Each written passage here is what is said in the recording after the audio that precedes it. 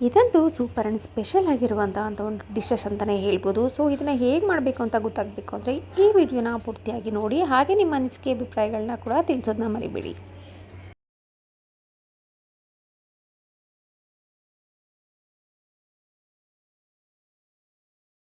Hello all, ಎಲ್ಲರೂ ಹೇಗಿದ್ದೀರಾ? ಎಲ್ಲರೂ ಚೆನ್ನಾಗಿದ್ದೀರಾ ಅಂತ ಭಾವಿಸ್ತಾ ಇವತ್ತು ಒಂದು ಯುನೀಕ್ ಆಗಿರುವಂತಹ ವಿಡಿಯೋನ ನಾನು ನಿಮ್ಮ ಜೊತೆ ಶೇರ್ ಮಾಡ್ಕೊತಾ ಇದ್ದೀನಿ. ಏನಪ್ಪ ಅಂದರೆ ಇತ್ತೀಚೆಗಷ್ಟೇ ಸಂಕ್ರಾಂತಿ ಹಬ್ಬ ಮುಗೀತು. ಸೊ ಎಲ್ಲರೂ ಮನೆಯಲ್ಲೂ ಎಳ್ಳು ಬೆಲ್ಲ ಅನ್ನೋದಂತೂ ಹಾಗೆ ಉಳಿದಿರುತ್ತೆ.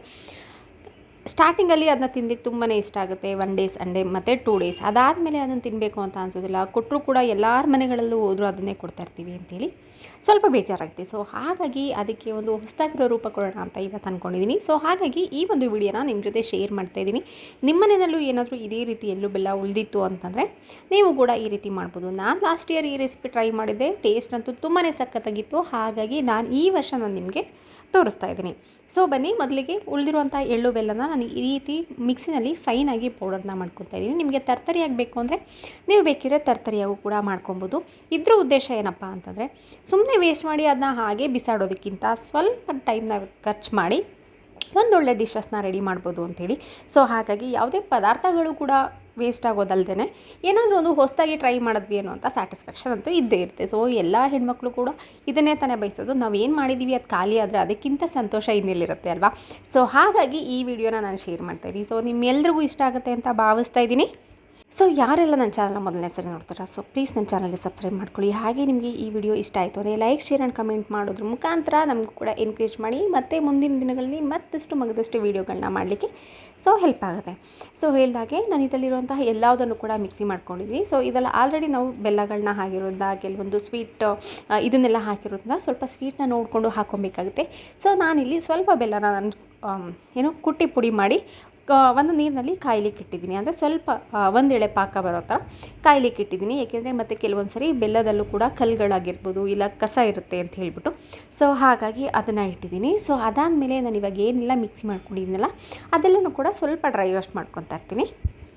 ಇವಾಗ ಡ್ರೈ ರೋಸ್ಟ್ ಮಾಡ್ಕೊಂಡಿದ್ದೀನಿ. ಇದರಲ್ಲಿ ಕಡಲೆ ಆಗಿರ್ಬೋದು, ಕಡಲೆಕಾಯಿ ಬೀಜ ಆಗಿರ್ಬೋದು, ಮತ್ತು ಬೆಲ್ಲ, ಹಾಗೆ ಕೊಬ್ಬರಿ, ನಮ್ಮ ದೇಹಕ್ಕೆ ಬೇಕಾಗಿರುವಂಥ ಎಲ್ಲ ಎಳ್ಳಾಗಿರ್ಬೋದು. ಎಳ್ಳಲ್ಲಿ ತುಂಬಾ ಕ್ಯಾಲ್ಶಿಯಂ ಇರುತ್ತೆ. ಸೊ ಹಾಗಾಗಿ ಇದೆಲ್ಲ ಪದಾರ್ಥಗಳನ್ನ ನಾವು ವೇಸ್ಟ್ ಮಾಡೋದಕ್ಕಿಂತ ಒಂದು ಆರೋಗ್ಯಕರ ರೀತಿಯಲ್ಲಿ ಬಳಸೋದು ತುಂಬಾ ಉತ್ತಮ ಅಂತ ಅನಿಸುತ್ತೆ. ಅಂದರೆ ಎಳ್ಳು ಬೆಲ್ಲದ ರೀತಿಯಲ್ಲೇ ಅದೇ ಇಂಗ್ರೀಡಿಯೆಂಟ್ ಇರುತ್ತೆ, ಆದರೆ ಸ್ವಲ್ಪ ಮಾಡೋವಂಥ ಮತ್ತು ತಿನ್ನುವಂಥ ಶೈಲಿ ಸ್ವಲ್ಪ ಚೇಂಜಸ್ ಆಗಿರುತ್ತೆ ಅಷ್ಟೇ. ಸೊ ಹಾಗಾಗಿ ಇದನ್ನು ಯಾರೂ ಕೂಡ ವೇಸ್ಟ್ ಮಾಡಬೇಡಿ, ಈ ರೀತಿ ಯೂಸ್ ಮಾಡ್ಕೊಳ್ಳಿ. ತುಂಬಾ ಸಖತ್ತಾಗಿರೋ ಟೇಸ್ಟಿಯಾಗಿರುವಂಥ ಒಂದು ರೆಸಿಪಿ ಅಂತೂ ರೆಡಿ ಆಗುತ್ತೆ. ನಾನಿವಾಗ ಇದಕ್ಕೆ 1 ರಿಂದ 2 ಸ್ಪೂನಷ್ಟು ತುಪ್ಪನ ಹಾಕ್ಕೊತಾ ಇದ್ದೀನಿ. ಸೊ ಇದು ಚೆನ್ನಾಗಿ ಬಿಸಿ ಆದಮೇಲೆ ಸ್ವಲ್ಪ ತುಪ್ಪನ ಹಾಕ್ಕೊಂಡು ಇದನ್ನು ಕೂಡ ಚೆನ್ನಾಗಿ ಮಿಕ್ಸ್ ಆಗೋವರೆಗೂ ಹುರ್ಕೊತೀನಿ. ಆದರೆ ಉರಿವಾಗ ಸ್ವಲ್ಪ ಹುಷಾರಾಗಿ ಹುರ್ಕೊಳ್ಳಿ. ಏಕೆ ಅಂತಂದರೆ ಕೆಲವೊಂದು ಸರಿ ತಳ ಹಿಡಿಯುವಂಥ ಚಾನ್ಸಸ್ ಇರುತ್ತೆ. ಯಾಕೆಂದರೆ ಎಳ್ಳು ಮತ್ತು ಕೊಬ್ಬರಿ ಎಲ್ಲವೂ ಕೂಡ, ಕಡಲೆಕಾಯಿ ಬೀಜ ಎಲ್ಲವೂ ಕೂಡ ಎಣ್ಣೆ ಅಂಶ ಆಗಿರೋದ್ರಿಂದ ಸ್ವಲ್ಪ ತಳ ಹಿಡಿಯೋ ಚಾನ್ಸಸ್ ಇರುತ್ತೆ. ಸೊ ಹಾಗಾಗಿ ಸ್ವಲ್ಪ ನೋಡಿಕೊಂಡು ಎಲ್ಲವನ್ನು ಕೂಡ ಈ ರೀತಿ ನೀಟಾಗಿ ಮಿಕ್ಸ್ ಮಾಡ್ಕೊಳ್ಳಿ.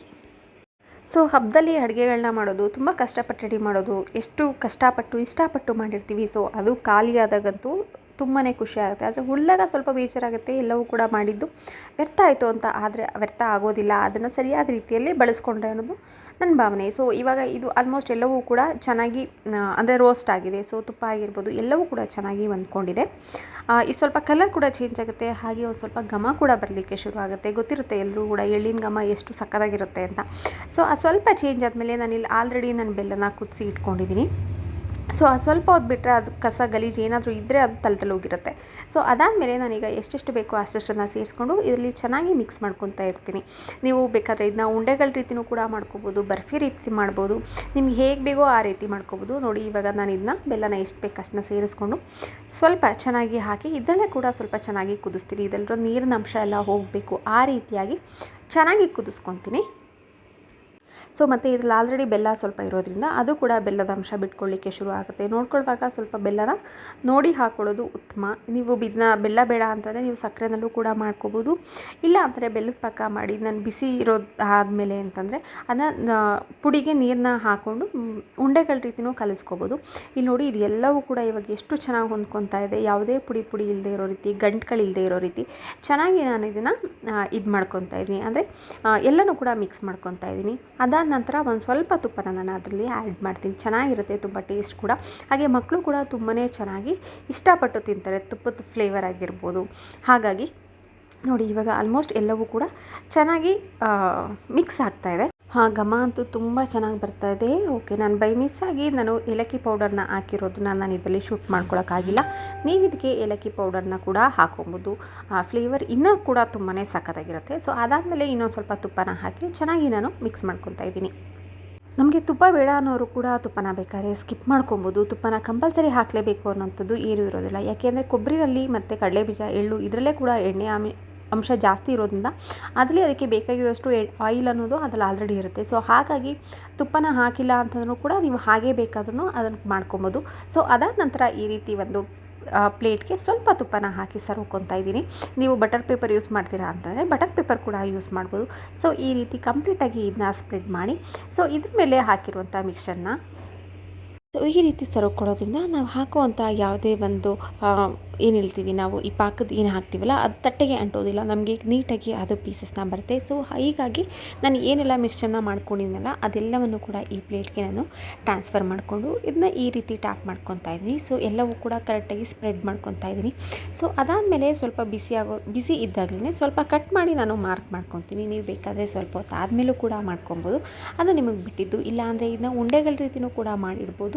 ಯಾವುದೇ ಥರ ಮಾಡಿದ್ರೂ ಕೂಡ ಟೇಸ್ಟ್ ಅಂತೂ ತುಂಬಾ ಚೆನ್ನಾಗಿರುತ್ತೆ. ಸೊ ನಾನು ಈ ರೀತಿ ಕಟ್ ಮಾಡ್ಕೊತಾ ಇದ್ದೀನಿ.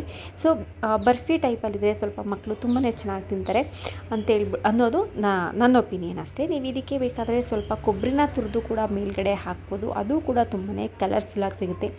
ಬೇಕಿದ್ರೆ ಗೋಡಂಬಿನ ಕೂಡ ಇದ್ರ ಜೊತೆ ಮೇಲ್ಗಡೆ ಒಂದೊಂದು ಟಾಪ್ ಆ ರೀತಿ ಕೂಡ ಮಾಡ್ಬೋದು, ಅದು ಕೂಡ ತುಂಬಾ ಚೆನ್ನಾಗಿರುತ್ತೆ. ಸೊ ನಾನಿವಾಗ ಇದನ್ನು ಕಂಪ್ಲೀಟಾಗಿ ಈ ರೀತಿ ಕಟ್ ಮಾಡ್ಕೊತಾ ಇದ್ದೀನಿ.